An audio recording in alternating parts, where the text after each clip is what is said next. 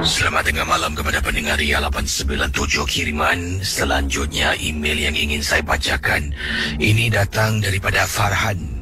Beliau berkongsi peristiwa dan kata Farhan, saya adalah salah seorang anggota teater dari Malaysia. Ya, ini kisah ni tentang satu pementasan teater lah yang mereka sedang berlatih. Dan dalam pementasan teater ni ada scene, ya, ada satu babak ni di mana kita perlukan props, iaitu keranda.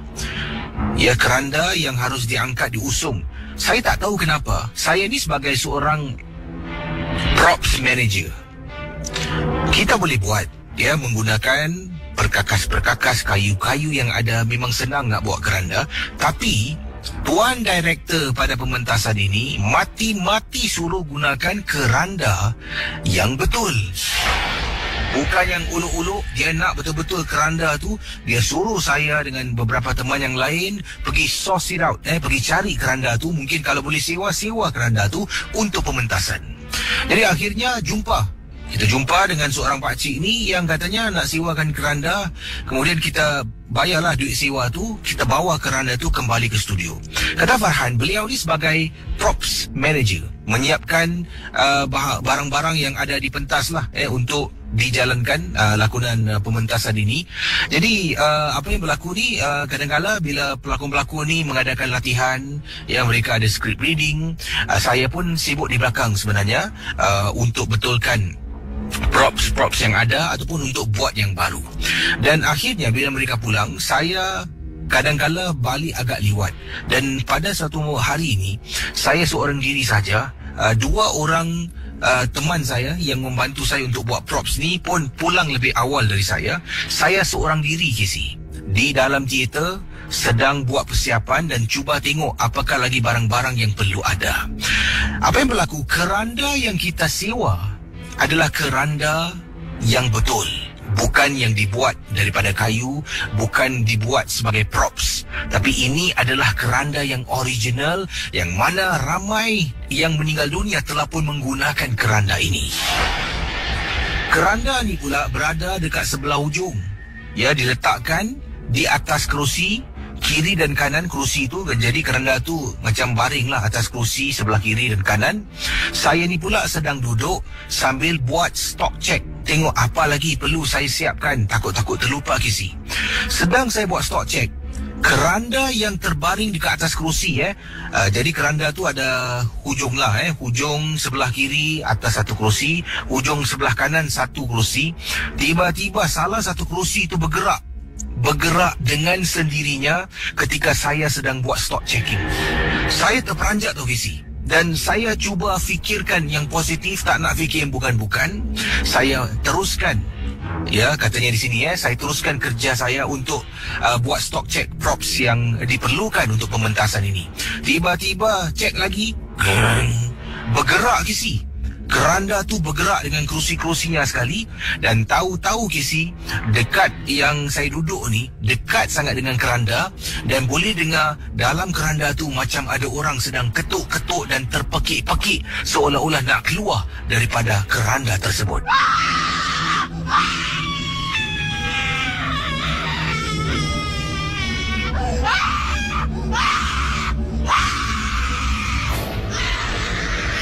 Pendengar Ria 897, Farhan kata selepas kejadian dengar keranda tu ada orang hentak dan ketuk terpekik, saya pun terpaksa, katanya di sini, saya, kata Farhan, terpaksa undurkan diri dan tidak lagi berada di dalam teater untuk habiskan kerja-kerja saya.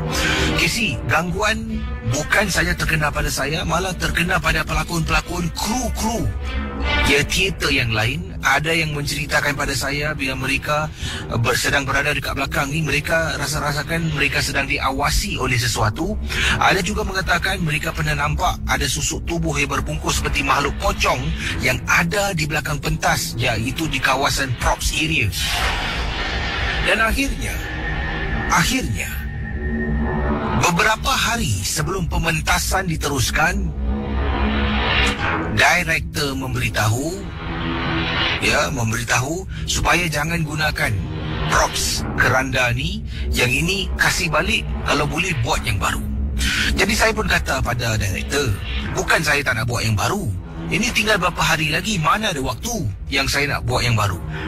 Akhirnya setelah kita berbincang, kita bertekak dan tetap menggunakan keranda yang saya sewa, yang betul, yang asli.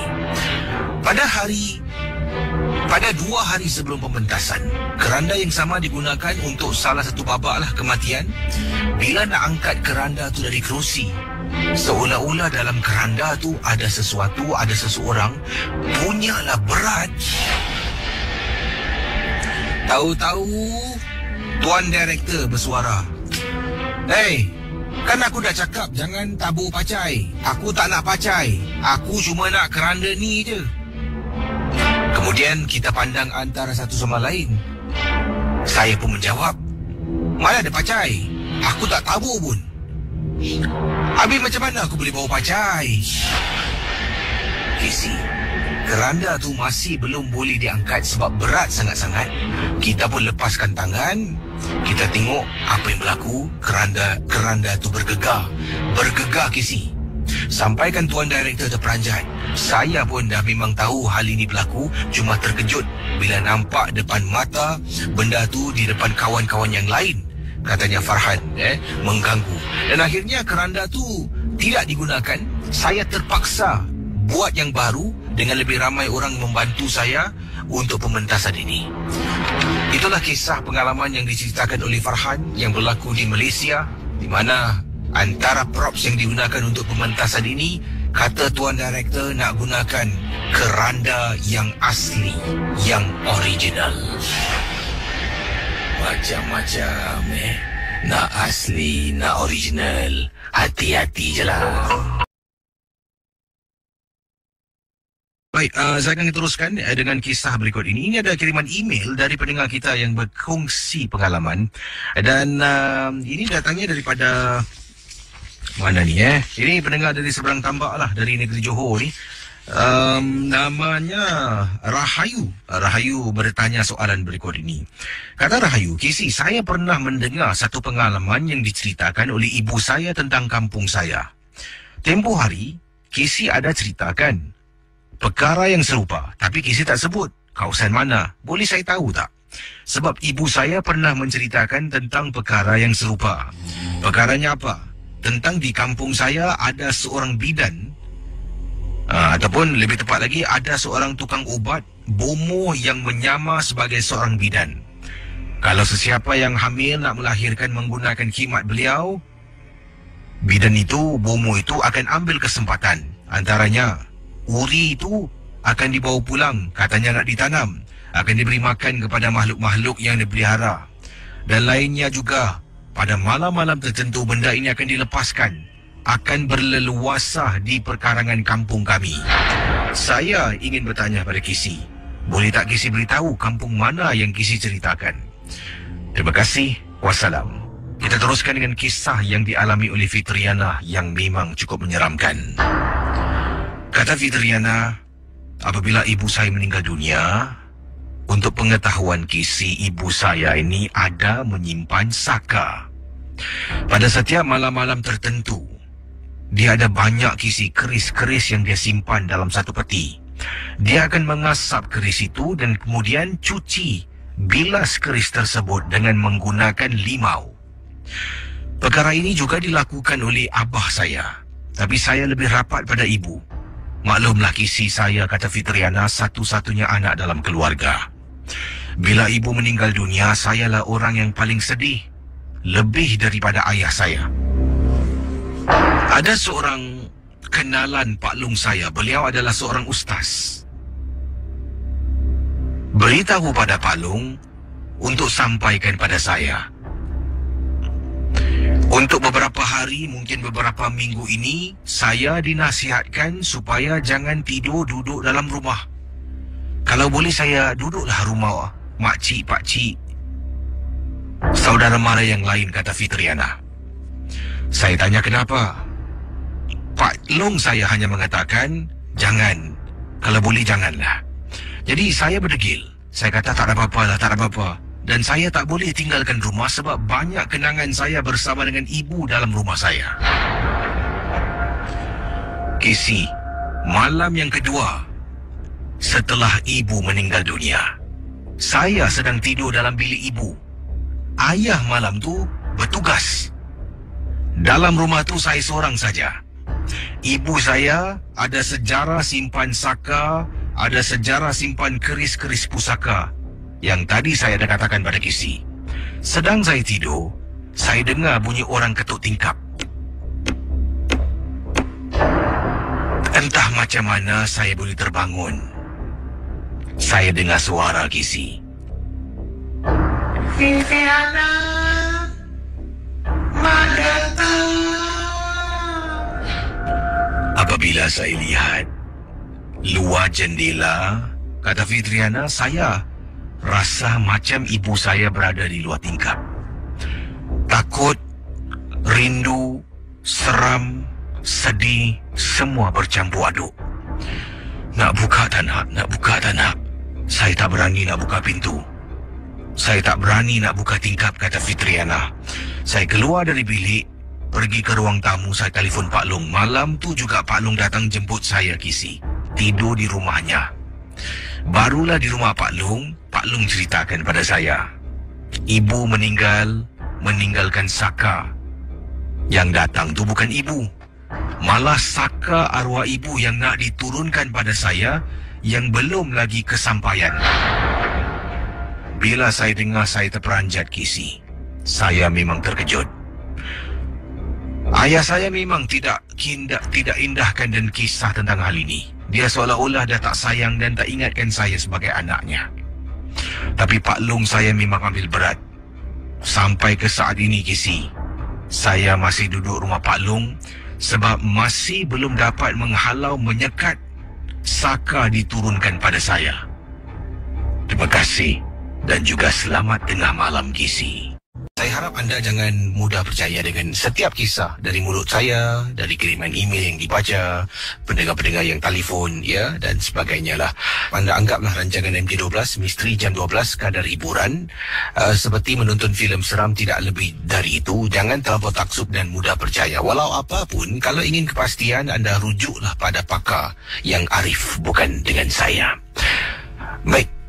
Ini tentang apa yang saya nak bacakan. Mungkin ini direka-reka, mungkin benar, tak tahulah. Tapi begini, seorang pendengar yang bernama Lan Perang. Nama dia Lan Perang.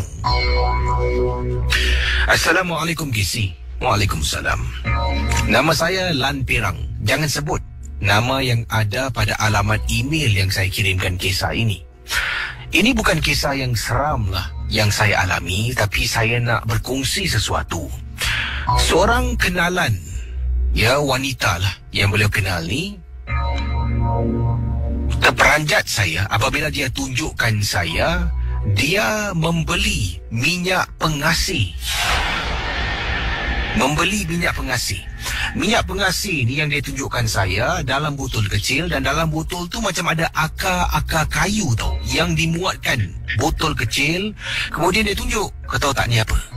Kata kenalan saya ni, kata Lan Perang. Apa ni? Minyak apa? Minyak tak? Ini minyak pengasih. Mana-mana lelaki aku culit habis. Saya pun lalu bersuara lah. Kau jangan main-main sih dengan benda ni. Tak ada apa-apa. Aku nak cari duit lebih je sikit, kata perempuan ni kepada saya. Bila saya dengar, saya pun terperanjat. Maka itulah saya kirimkan ini untuk kita lebih berwaspada. Kalau ada seorang wanita ni menghampiri anda, rambutnya panjang sampai ke bahu, kemudian dia penuh-penuh nak telanggar ke, tolonglah jangan eye contact dengan beliau. Antara benda yang akan berlaku, dia akan culit minyak tu, tak kira bahagian mana pun. Baju terkena sekalipun okey, tapi selepas dia culit minyak tu kepada seseorang, khususnya kaum lelaki, jangan pandang pada matanya untuk selama 5 saat. Dalam masa 5 saat, culit, tengok mata, dia senyum, habis. Itu yang dia beritahu saya. Jadi kata orang yang menjual minyak ni, kau ambil minyak ni, kau tengok lelaki kaya mana kau berkenan, kau colit dekat dia. Tak kisah kena seluar ke, kena baju ke, kena tangan ke, tak kisah. Dalam masa 5 saat, bila kau terlanggar dan kau colit, mesti dia akan tengok kau. Bila dia tengok kau kurang dari 5 saat, maka mujarablah apa yang kau hajatkan. Kalau kau colit dalam masa 5 saat, dia tidak pandang mata kau, maka runtuhlah ilmu yang kau nak kenakan pada dia. Ingat, 5 saat aja ya. Jadi itulah kisi kiriman saya, supaya berhati-hati kalau terlanggar dengan perempuan mana-mana, jangan tengok matanya. Terima kasih dan selamat tengah malam, Kisi. Bersama saya kita ada Fiza. Selamat pagi, Fiza. Selamat pagi. Buat panggilan dari mana, Fiza? Saya daripada Johor Bahru. Johor Bahru. Kawasan mana tu Johor Bahru? Dari Desa Mutiara. Dan Fiza, pengalaman Fiza tentang apa? Silakan. Sebelum saya nak cerita ni, saya nak beritahu, saya minat sangat rancangan Misi 12 ni. Start saya daripada belum kahwin, sampai dah saya dah kahwin. Sekarang dah ada anak seorang. Terima kasih. Tahniah pada anda. Terima kasih lah. Terharu saya dengar tu. Jadi apa ni, anda kata ada pengalaman misteri yang berlaku di mana? Dalam rumah ke luar rumah, macam mana tu? Di luar rumah. Masa tu saya belum kahwin lagi. Dalam 2005 macam tu. Saya sedang berbual dengan abang saudara saya lah. Kita orang memang suka duduk malam kat hall, berbual ramai-ramai. So, masa kita orang tengah berbual, saya duduk depan pintu. Pintu kampung biasalah, dia macam pintu lipat-lipat, ada cermin tu kan. Sedang saya berbual, abang saudara saya dengan adik saya pindah tempat lah berbual. Memang kita orang tengah berbual pasal cerita tu. Lepas masa berbual tu, abang saudara saya macam kita diam sekejap. Dan dia cakap, pindah tempat lah kat sana sikit, kat depan sikit, jangan duduk depan pintu lah, dia kata. Lepas tu saya cakap, tak nak lah, kat sini best lah, macam tu kan. Sekarang sikit. Lepas tu bila dia cakap, tak apa lah, kau duduk di sini, aku berbual tempat lain lah, aku duduk tempat lain, dia cakap. Dan saya duduk dengan seorang, saya macam terpasang dekat pintu cermin tu ada orang intai. Dia intai, rambut dia berubah kan. Dia macam penyet kat kepala dia. Saya terdiam, terus saya pindah tempat lah. Duduk dekat abang saudara saya lah. Dia tanya, kenapa kau pindah? Saya cakap lah dengan dia, saya nampak sekian-sekian lah. Macam tu dah tadi aku nampak, sebab tu kau pindah tempat. Lepas tu, diorang sini dah diam, adik saya cakap, pindah toilet yang dalam bilik dekat rumah tu, biasalah kampung kan. Belakang tu memang banyak pokok kelapa. Dan adik saya duduk belakang. Dia dah lupa lah, kat bilik belakang tu tingkap dia macam besar lah, satu pecah ke atas kan. Lepas tu dia tengah serupuk tu, dia nampak macam dekat atas cermin tu ada perempuan rambut panjang macam sama yang saya nampak ruban-ruban. Letak dagu dia dekat atas tingkap, tengah tengok adik saya. Dia terus nampak rukuk dia, dia terus duduk depan, dia gigil badan dia. Itulah, memang kat situ memang banyak pengalaman dia, kampung bakar batu. Jadi anda nampak, kata yang nampak wanita tua beruban berdiri tu hilang macam tu je lah? Bukan hilang macam tu. Bila saya dah pindah, saya duduk macam dengar balik kan, memang masih ada lagi. Dia terang. Dia memang nampak, dia punya rambut memang beruban lah, macam dia macam tengah mengintai, seram. Wah, itu seram. Terima kasih Fiza. Ya, sama-sama. Halo, selamat pagi. Halo Kesi, apa khabar? Assalamualaikum. Ya, silakan Radin. Ini Pak nak cakap Kesi, jangan main-main. Ini adalah seorang gapa tahu suami isteri. Suami amat menyayangi isteri dia, tapi dia di luar kemampuan Kesi. Dia seorang gaji delegated. Allah, sedih betul. Walaupun dia seorang kuli biasa, gajinya kurang, tapi isteri dia ni satu macam case.com demanding sangat. Ini Pak nak cerita apa tahu Kesi? Kesi percaya tak, satu kronik case zaman sekarang makin high-tech, macam-macam spirit punya, modern punya kronik punya proses pun datang. Tengok spirit, tengok zaman sekarang high-tech tau. Rupanya spiritual ni, alam gaib pun dah ikut zaman high-tech pula. Dia pun bikin modernize pula, nak kacau orang, nampak? Ini satu kes kronik yang teramat sangat pula. Ini Pak Din nak cakap ikhlas. Apa terjadi, Casey? Casey percaya tak?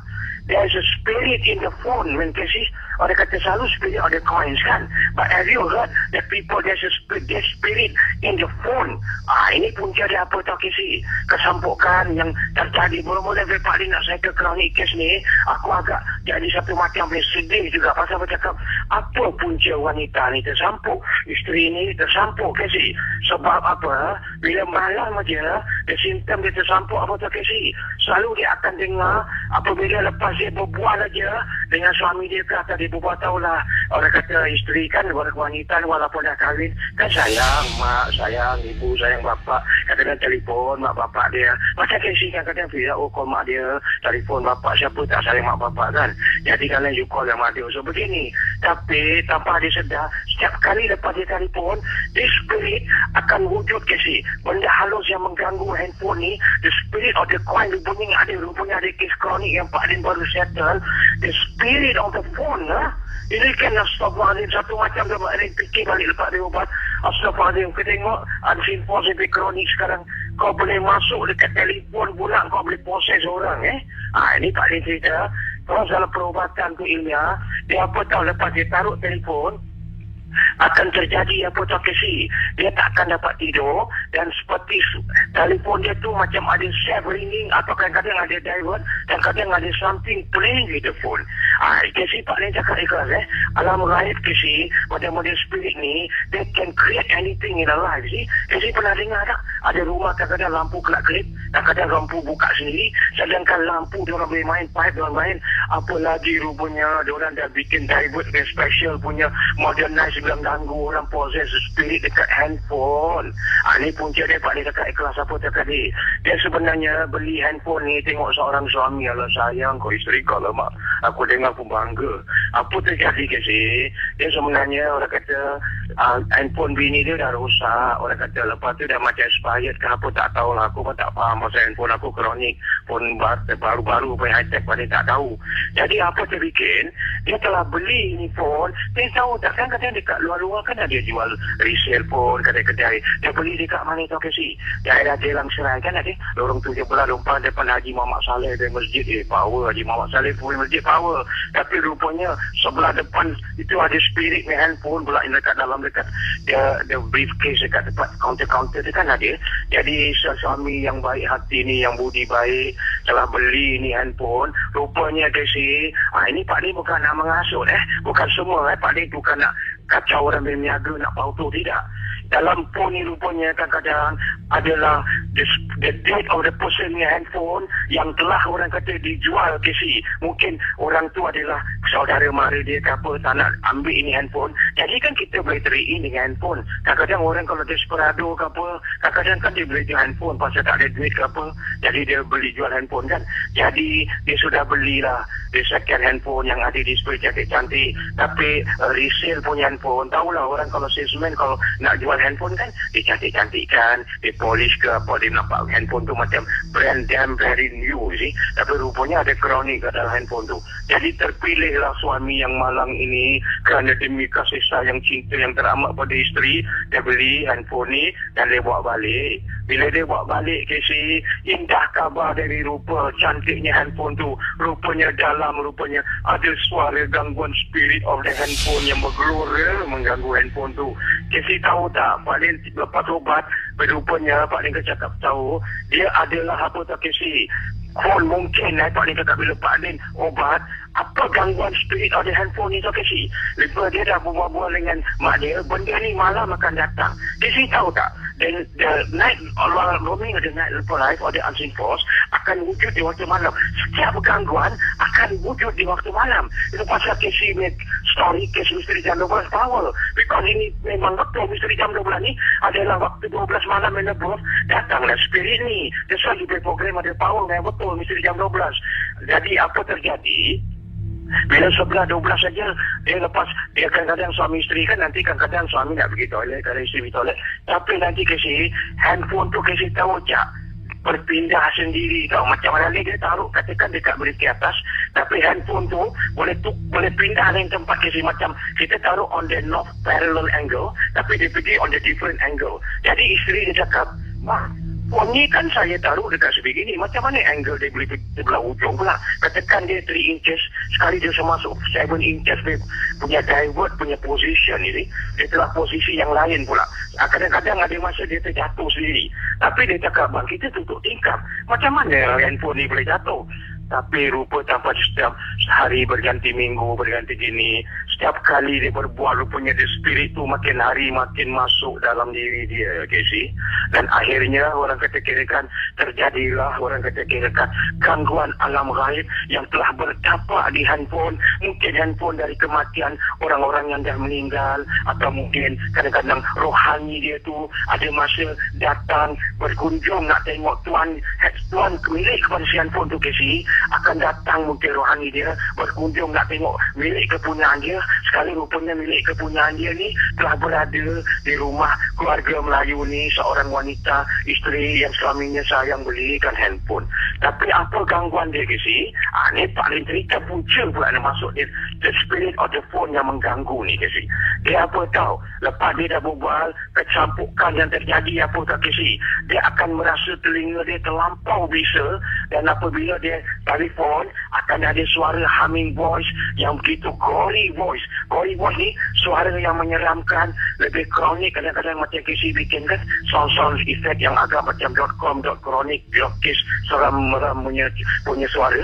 Tapi bila dia gini, ada sekali dia dengar suara handphone ni apa tak, Casey? Dia punca dia tersampuk, the spirit of the phone ini tiup dekat telinga dia macam begitu, macam jadi bila tiup aja dia terpekik. Mak, tahulah seorang wanita kan tengok ibu, tengok kalau kita terpekik, kita pernah tak sebut apa? Tak ada kan? Kita sebut mak. Kena tengok, kena surga tu ibu, tu surga. Tengok kalau kau tersampuk pun kau sebut nama mak kau. Dan akhirnya, apa tu, abang, tolong mak. Sekali lagi dia cakap, kau ni nak sebut nama abang ke nak sebut nama mak? Tak apa bang, tapi mak pun saya tersebut. Memang Casey percaya tak? Kita kau terperanjat, kita kau tergeram, kau termengarah, kau terperanjat sekali. Alamak.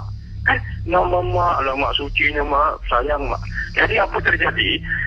Itulah wujudnya gangguan di handphone tu, dan lepas tu terjadilah Casey pikiran dia .com, .sasau, dan ada masa bila malam aja badan dia dah bisa, Casey, gara-gara spirit on handphone yang meniup di telinga dia, Casey, dan dalam mendatangkan kuman syaitan. Jangan ingat, Casey, spirit of the orang di alam gaib ni, orang dipanggil apa tahu? The devil virus, Casey. Orang kata kuman dari alam syaitan, yang alam-alam sesat.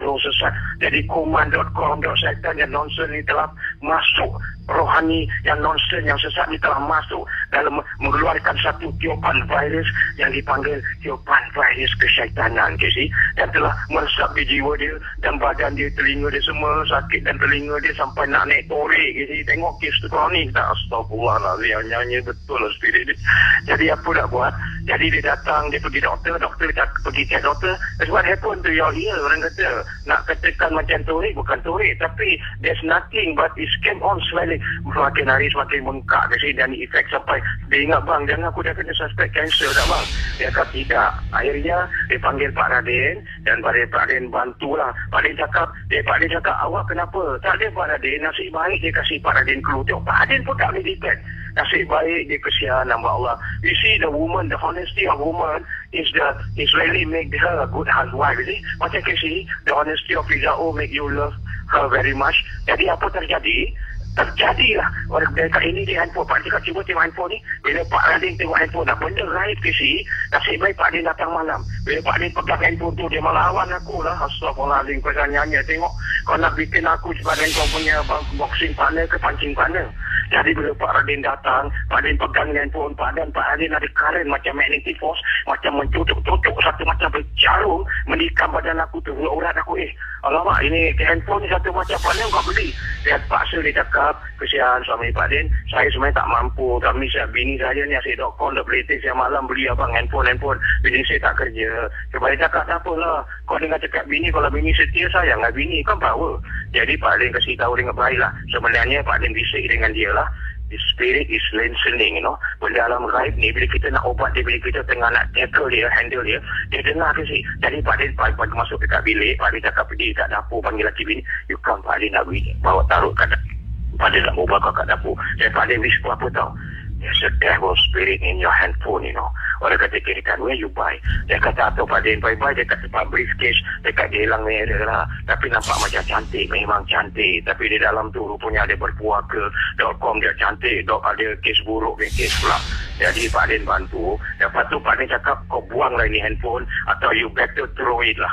Sebab ini handphone yang punca. Jadi bila Pak Din pegang ni handphone, badan Pak Din semua panas. Jadi Pak Din buat satu, Pak Din cuma, yelah. Tapi tujuan Pak Din datang tu untuk obat virus, orang kata spirit yang telah tiup dekat telinga wanita, isteri ni yang terlampau sangat nak minta handphone. Kau tengok laki kau berlingkar, kau yang kena penyakit, tengok. Dan akhirnya Pak Din bantu, dan akhirnya telinga dia dah hilang. Pak Din buang, Pak Din cakap, throw this handphone. Mana penting? You love your wife ke? You love this nonsense necronic spirit ni handphone yang ada something wrong somewhere. Akhirnya tak apalah Pak Din, saya sayang isteri saya. Kerana terima kasih dan Pak Din bantu dan dia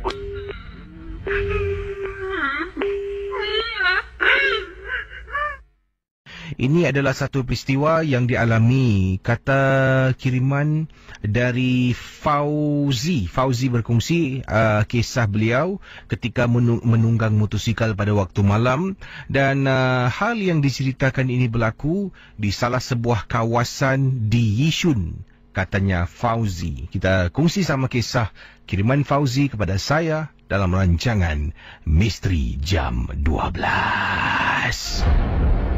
Pendengar Ria 897, Fauzi kata, pada malam tersebut saya sedang menunggang motosikal seorang diri. Hal ini berlaku di kawasan Yishun. Saya tak nak beritahu lebih tepat lagi di mana. Waktu itu, daripada Yishun sedang menuju ke arah laluan ke Seletar. Di Seletar tu tempat kawan-kawan saya berkumpul. Kita nak lepak dekat kawasan Seletar untuk duduk. Pada malam tu saya menunggang motosikal. Kebetulan di hadapan saya ada kenderaan, ada sebuah kereta. Jadi saya pun ikut tunggang belakang kereta tu.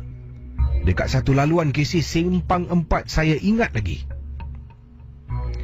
di mana dekat satu kawasan tu adalah hutan. Kereta ni sedang memandu. Saya di belakangnya ikut sebab saya pun nak belok. Tiba-tiba kereta ni jam brake. Saya hampir langgar belakang kenderaan yang ada di hadapan saya. Hampir kisi, tapi selamat saya dapat hentikan motosikal dengan secepat mungkin tanpa ada sebarang kemalangan. Saya dapat kawal motosikal saya, katanya Fauzi. Kemudian saya high beam dan horn 2 kali. Pemandu di hadapan berhenti, tekan hazard light. Saya turun dari motosikal menghampiri kenderaan. Kata Fauzi, pemandu tu keluar dan saya terperanjat nampak seorang pakcik, orang Melayu dengan berkopiah. Katanya, nak minta maaf nak, pakcik minta maaf. Kata pakcik itu pada saya, pakcik, kenapa pakcik main jam brake sembarang? Saya nak marah pun tak sampai hati. Jadi saya nasihat dengan kata yang baik. Pakcik tahu tak, saya kat belakang motosikal. Si baik saya tak langgar pakcik. Kalau saya jatuh pakcik macam mana? Minta maaf. Kenapa pakcik break tadi Pakcik ingatkan lampu nak bertukar ke? Kata pakcik itu, bila dia sedang memandu, di mana saya di belakangnya, dia memang tahu. Tapi bila dia tengok rear view mirror, dia pandang depan, baru nak ke depan kenderaannya, ada perempuan lari melintas depan kenderaan beliau. Kata pakcik itu pada saya, baru dia nak bergerak, ada perempuan lari melintas. Saya kata, pakcik, mana ada orang? Saya tak nampak orang pun. Kata saya dengan pakcik itu, dalam hati ni pakcik ni nak buat cerita tak? Dah lah pakcik, saya tak kisah pakcik. Saya tak kisah, yang penting pakcik jangan buat macam ni lagi, berbahaya, kata saya kepada pakcik itu. Tapi pakcik ni pusing, nak, aku tahu kau tak nampak. Aku tahu. Tapi tadi betul-betul ada orang. Perempuan, bongkok, rambut panjang. Pakcik tengah nak jalan, dia lari depan kenderaan pakcik. Bila saya dengar kata-kata pakcik tu, saya rasa takut. Jadi apa yang saya lakukan? Saya minta maaf dengan pakcik tu. Saya kata lain kali hati-hati je lah pakcik. Saya menunggang motosikal, tinggalkan kawasan tu. Saya speed up untuk ke Seletar berjumpa dengan teman-teman saya. Casey, tak tahulah, adakah mungkin pakcik tu buat-buat cerita sebab dia pijak brek saya hampir-hampir langgar dia, ataupun memang benar-benar tempat yang diceritakan dekat kawasan Yishun ni memang berantu. Entahlah. Terima kasih. Selamat tengah malam dari Fauzi. Yang ini kiriman daripada Encik Ruslan. Kata beliau, Assalamualaikum pada KC Champion. Terima kasih. Waalaikumsalam. Saya Encik Ruslan nak berkongsi pengalaman dan peristiwa yang dialami oleh saya. Waktu tu saya sedang menunggang motosikal nak pulang ke rumah dari tempat tugas. Jadi saya tinggal dekat kawasan barat, bekerja pun di kawasan barat jugalah. Dalam perjalanan pulang ke rumah sekitar jam 12 lebih tengah malam, saya dapati motosikal saya ni seolah-olah macam berat lah. Berat dia seolah-olah macam ada orang yang menumpang. Kata Cik Ruslan. Jadi saya dapat rasakan motor saya memang berat. Saya terpaksa berhenti di tepi jalan, iaitu di Lebuh Raya, bahu jalan lah, kata Cik Ruslan. Bila saya cuba periksa motosikal saya, mungkin ada sesuatu yang tak kena, tersendat pada tayar. Rata-rata tidak ada apa-apa. Dan saya sampai minta katanya di sini. Okey, jadi bila dia menunggang motosikal, katanya di sini motosikalnya agak berat. Dan berat motosikalnya tu seolah-olah seperti ada orang yang menumpang, membonceng motosikalnya. Tapi memanglah tidak ada orang, tapi perasaannya pada waktu itu beratnya sama seperti ada orang sedang duduk di bahagian belakang. Saya pun berhenti di bahu jalan Lebuh Raya, turun daripada motosikal saya, dan kemudian saya periksa lah, mungkin kalau tayar belakang saya ni tersendat dengan sesuatu ke, dan mungkin ia menghambat untuk saya menunggang motosikal seperti biasa. Jadi bila periksa, rata-rata keadaan motosikal saya semua okey lah, tak ada benda yang tersangkut pada tayar ataupun bahagian-bahagian tertentu di motosikal saya. Jadi saya pun duduk balik dan saya cuba bergerak. Tetap sama kisi, tetap berat juga motosikal saya. Saya pun rasa pelik sangat-sangat. Dan sebelum menunggang sekali lagi, dah berhenti, tunggang lagi, rasa berat, berhenti lagi. Dan katanya sebelum saya terus berlalu pergi menunggang motosikal saya ni, saya baca sesuatu tau dalam hati. Kita nak mulakan ni, Bismillahirrahmanirrahim, ya Allah, minta-minta boleh lah. Jadi dia cuba lagi, jalan, boleh lah. Boleh selepas dia lafazkan Bismillahirrahmanirrahim tu, motosikalnya macam biasalah. Jadi dia dah tunggang, wah boleh lah. Dia pun tunggang perlahan-lahan, kemudian dia berhenti. Sebab waktu dia cuba motosikalnya tu, dia buka helmet sebab panas sangat. Dia pegang helmet, dia cuba. Dan bila motosikalnya dah boleh jalan seperti biasa, Encik Ruslan katanya, saya pun nak pasang balik helmet. Jadi bila pasang balik helmet, saya ni tergerak hati nak toleh belakang. Alangkah terperanjatnya, awal tadi Cik Ruslan berhentikan motosikal di bahu jalan di Lebuh Raya. Kemudian dia bergerak sedikit ke hadapan. Dia bergerak dalam jarak yang tidak diberitahu di sini. Apa yang berlaku selepas motosikalnya dah boleh bergerak seperti biasa, dia pun toleh ke belakang. Terperanjat, ternampak susuk tubuh seorang wanita yang sedang berdiri di tepi jalan, khususnya lebih tepat lagi di tepi Lebuh Raya. Bayangkan pendengar Ria 897, awal tadi tak ada ni. Dan Cik Ruslan berkata dalam hati, adakah itu wanita yang menumpang motosikal aku?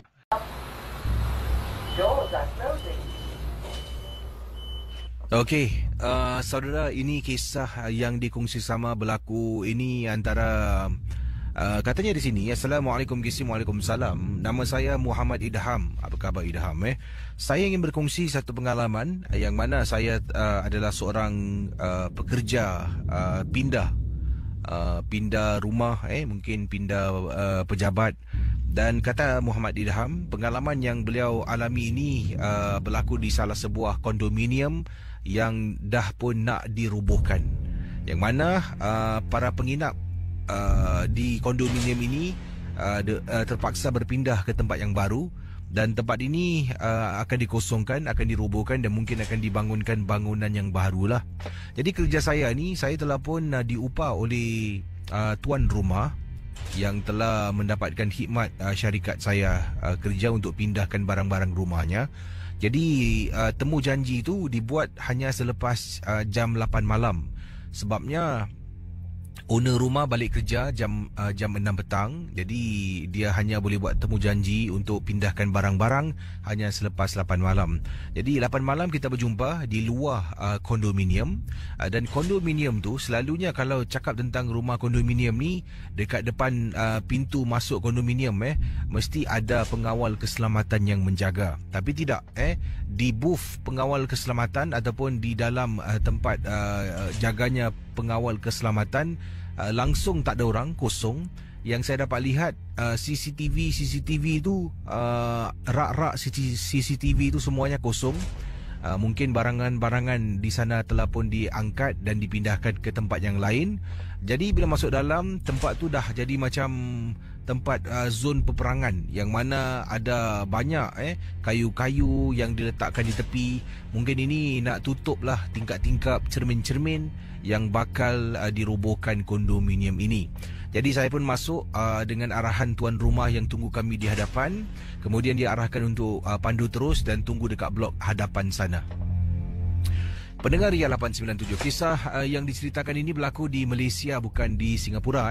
Jadi kata Muhammad Idham, saya pun dengan pemandu dan 2 orang lagi penolong untuk pindah ni turun dari lori dan ikut tuan rumah. Jadi kami pun membawalah beberapa kotak untuk naik ke atas, untuk bungkus barangan-barangan, beberapa wrapper plastik untuk juga membantu membungkus barangan-barangan, foam dan sebagainya, perkakas-perkakas untuk bantu pindah rumah supaya barang-barang dapat dijaga dengan baik. Jadi bila sampai atas tu, kita pun sempatlah berbual dengan tuan rumah. Kita tanya, ini merupakan seorang wanita Cina.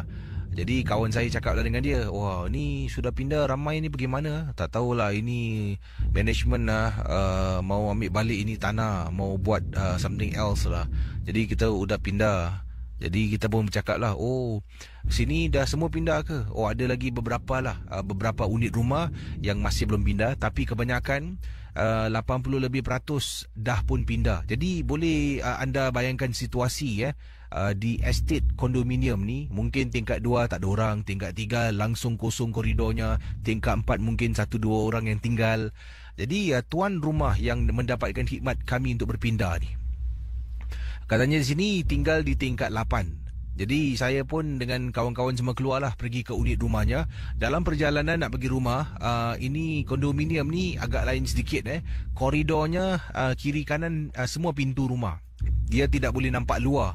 Hanya hujung ke hujung koridor tu akan ada satu ruang yang boleh kita tengok luar kawasan kondominium tu lah. Kalau tidak, koridornya sepanjang-panjang koridor, dia seolah-olah macam koridor hotel. Kiri kanan pintu rumah. Jadi bila berjalan tu, pintu rumah ni rasakan macam seram tau. Bila kita dah tahu dekat tingkat yang owner Cina ni tinggal ni, hanya tinggal dia seorang saja. Yang lain semua dah berpindah. Kita pun masuk dalam rumah, kita mulalah pack barang. Kemudian satu waktu tu, saya ni diarahkan oleh kawan saya untuk turun ke bawah, kata Idham, untuk ambil barang yang lain lah. Dan saya pun turun ke bawah seorang diri. Yang lain sedang sibuk bungkus barang-barang dan nak packing dan dibawa turun ke bawah. Sedang saya tunggu lift dekat lift lobby tingkat 8 rumah customer ni. Katanya rumah pelanggan beliau. Saya pun tekan butang lift, lift pun nak naik ke atas. Tiba-tiba saya dengar ada orang buka pintu, tutup pintu. Betul-betul ada sebuah unit rumah tepi lift. Seorang perempuan ni keluar. Perempuan keluar menuju ke arah lift. Saya pandang dia, saya senyum lah. Tapi dia macam tak tengok saya. Dia jalan tengok bawah dan langsung tak respon bila saya senyum. Okeylah, mungkin sombong. Lift sampai, pintu terbuka, saya masuk ke dalam. Kemudian bila saya toleh, wanita yang saya nampak tadi hilang entah ke mana, Casey. Mungkin agaknya dia turun tangga, mungkin agaknya dia masuk balik rumahnya, mungkin saya tak perasan, tak apa. Saya pun tekan tingkat 1 dan lift turun ke bawah. Going down. Doors are closing. Dari tingkat 8 turun ke bawah ni, saya pun diri tunggu dan bayangkan agak lama lift ni nak sampai ke tingkat 1. Akhirnya bila sampai tingkat 1, saya pun turun ke bawah pergi ke lori untuk ambil beberapa barang yang lain. Kemudian saya masuk dalam lift dan apa yang berlaku, tangan saya penuh dengan barang, kata Idham. Jadi ada bahagian-bahagian tertentu yang saya tak nampak sebab tertutup. Saya kena peluk erat barang ni dan saya sebenarnya terkial-kial nak tekan butang lift tau. Nak tutup pintu dengan nak tekan tingkat 8. Jadi bila dia masuk dalam lift, kata Muhammad Idham, memang tak ada orang. Hanya saya seorang saja dalam lift. Jadi bila saya sedang nak cuba cari jalan, takut nanti bila saya cuba lepaskan, nak dapatkan tangan saya tekan butang ni, barang-barang jatuh, nak angkat susah, Casey.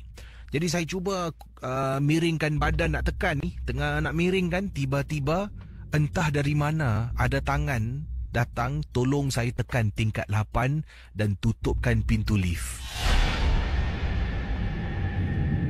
Saya ingatkan belakang saya ada orang.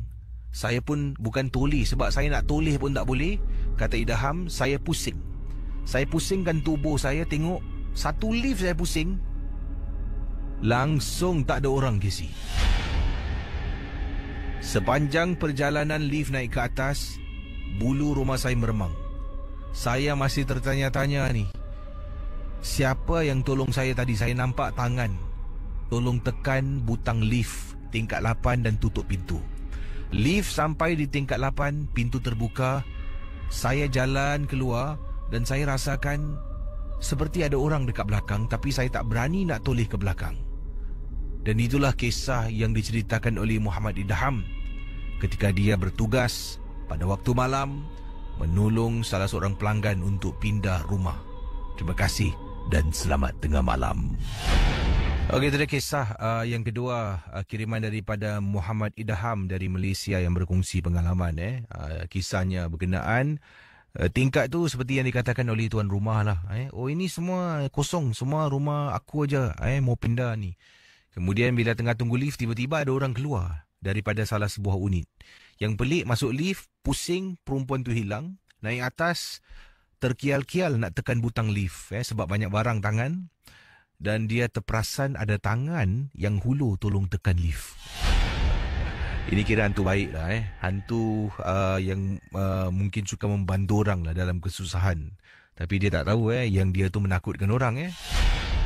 Apa khabar, Casey dan juga para pendengar Ria 897? Nama saya Nordin. Saya ingin berkongsi peristiwa pengalaman yang dialami. Kisah ini berlaku beberapa tahun lama dahulu. Waktu itu katanya Encik Nordin, yang kini berusia, boleh dikatakan usia seusia sama dengan bapa saya. Bayangkan pendengar Ria 897, waktu kejadian ini berlaku, Encik Nordin tinggal di salah sebuah kampung di Singapura. Sebenarnya Encik Nordin ada kenalan, seorang yang beliau kenali. Waktu itu beliau dengan isteri baru sahaja berpindah di sebuah kampung yang tak nak saya sebutkan namanya. Sebab di sini ada sebut nama seorang makcik yang bernama Mak Isa. Jadi kalau saya sebut nama kampung, saya sebut nama Mak Isa, mungkin orang yang sedang mendengar ataupun orang itu sedang mendengar sekarang ini ataupun ahli keluarganya. Saya gunakan nama Mak Isa sebab ramai Mak Isa di Singapura maupun di seberang. Jadi katanya Nordin, dia berpindah ke sebuah rumah kampung ni lah. Dan di kampungnya itu ada seorang makcik namanya Mak Isa. Bila kami pindah, Mak Isa lah katanya Nordin orang yang pertama yang baik dengan kami. Baik dengan saya, baik dengan isteri. Dia akan datang kunjungi rumah saya dengan isteri, Casey. Datang bawa makanan, datang tengok-tengokkan isteri bila saya bekerja. Maklumlah, waktu kampung dulu tak ada telefon bimbit dan saya dengan isteri hidup susah. Dalam rumah pun tak ada telefon. Kalau nak gunakan telefon, kena keluar. Jadi, pengalaman yang ingin diceritakan oleh Nordin berlaku apabila beliau bertugas waktu malam. Dan Mak Isah mula datang menjenguk isteri saya, Casey. Saya rasa terharu dan saya rasa terhutang budi dengan segala bantuan yang diberikan oleh Mak Isah. Jadi rakan MJ12, akhirnya dipendekkan cerita, isteri saya berbadan 2. Dan apa yang berlaku, Mak Isah ni suka bercucuk tanam. Sampaikan di belakang rumah saya, dia tanam macam-macam pokok rambutan, pokok betik dan ada juga beberapa batang pokok pisang. Bila isteri hamil, tidak dihantar di hospital. Melahirkan menggunakan bidan, Casey, waktu itu. Jadi katanya Encik Nordin, kemudian Mak Isah lah yang menyuruh saya, uri anak saya jangan dibuang sembarangan. Dia serahkan saya ada satu bekas ni. Katanya bekas ini disuruh masukkan uri, kemudian ke belakang rumah. Di belakang rumah saya ada pohon pisang. Di sana tu korek dan tanam. Katanya jangan dalam sangat. Lebih kurang dalam 1 kaki dalam sudah memadai. Jadi saya buat, Casey. Oleh kerana saya dah anggap Mak Isah seperti ibu saya. Cerita saya agak sedih. Ibu dengan ayah saya sudah tidak terima saya dalam keluarga atas sebab-sebab pribadi yang tak nak saya ceritakan. Saya buat, Casey, setelah isteri hamil, melahirkan, urinya dipotong. Masukkan dalam bekas yang diberi oleh Mak Isah. Mak Isah ni yang membantulah mandikan bayi, bersihkan bayi. Saya selepas azan tu, saya angkat uri tu dan tanam di belakang rumah. Dipendekkan cerita, kata Encik Nordin, bila Mak Isah pulang, bayi tu hari pertama dalam rumah. Jadi pastinya setiap malam menangis, tak henti-henti. Sampaikan pada malam yang sama, saya dengar bunyi sesuatu dan seolah-olah mengganggu saya. Bila tanya pada isteri kata tak dengar apa-apa. Tak apa, saya biarkan. Dalam 1 jam, Casey, saya terkena gangguan. Seperti ada sesuatu memberitahu saya di belakang rumah ada benda. Akhirnya saya tinggalkan bilik ketika isteri dengan bayi yang baru lahir sedang nyenyak tidur. Saya keluar perlahan-lahan, masuk belakang rumah, keluar dari belakang. Saya tolak saja pintu, saya nampak pokok pisang.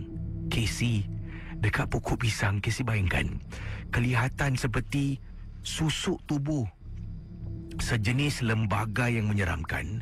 Badannya sekurus ranting, tangannya sehalus ranting, sedang menyangkung sambil mengorek tanah di mana saya tanam uri.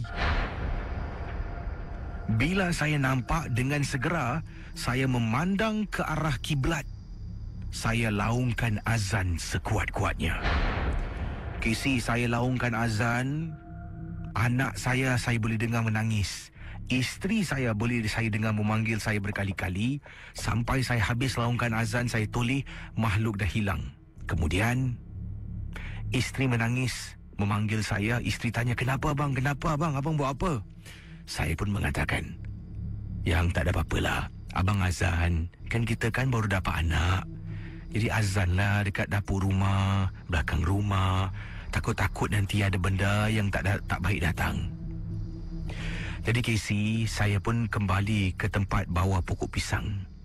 Saya korek balik, Casey, keluarkan bekas tersebut, masuk dalam plastik, kemudian cari tempat lain. Dan saya tanam lebih dalam dari 1 kaki. Setelah kejadian itu, keesokan harinya, Mak Isah datang rumah. Mak Isah tanya, Nordin, makcik tanya jangan marah Ya cik, Nordin semalam tanam uri dekat mana? Kan makcik suruh tanam dekat belakang, bawah pokok pisang. Oh tak cik, semalam saya ternampak anjing tengah korek. Saya tak sedap hati lah cik. Jadi saya angkat tempat lain lah. Tempat lain dekat mana Nordin? Jangan tanam tempat lain. Tempat situlah paling sesuai. Pendengar Ria, kata Nordin, dari situlah saya dah syakwa sangka sesuatu yang tak betul tentang Mak Isa ni. Oleh kerana saya baru kenal dengan dia, terus saya dah suka sebab dia baik. Saya pun mulalah bercampur dengan jiran-jiran yang lain. Saya berjumpa dengan seorang pakcik namanya Cik Ahmad Abu. Saya tanya Cik Ahmad, Cik Ahmad kenal dengan Mak Isa? Ish, Mak Isa yang tinggal belakang tu, tepi rumah kau kan? Ha, kau baik-baik dengan dia. Mak Isa kau tu dukun. Dia baik dengan orang ada makna. Kau jangan ikut cakap dia suruh buat tu taruh ni, kau jangan buat. Kau jangan layan dia. Casey, setelah kejadian malam tersebut, oleh kerana dia tak dapat uri yang dia inginkan, saya tak nak beritahu mana saya tanam. Dia terus tak datang rumah, tak tanya khabar, tidak menjenguk, senyap begitu saja. Tapi rumah sebelah Casey, bayangkan. Itulah pengalaman kisah peristiwa yang saya tak dapat lupakan. Terima kasih daripada Pak Nordin, berkongsi pengalaman yang berlaku beberapa puluh tahun yang lalu di salah sebuah perkampungan di Singapura.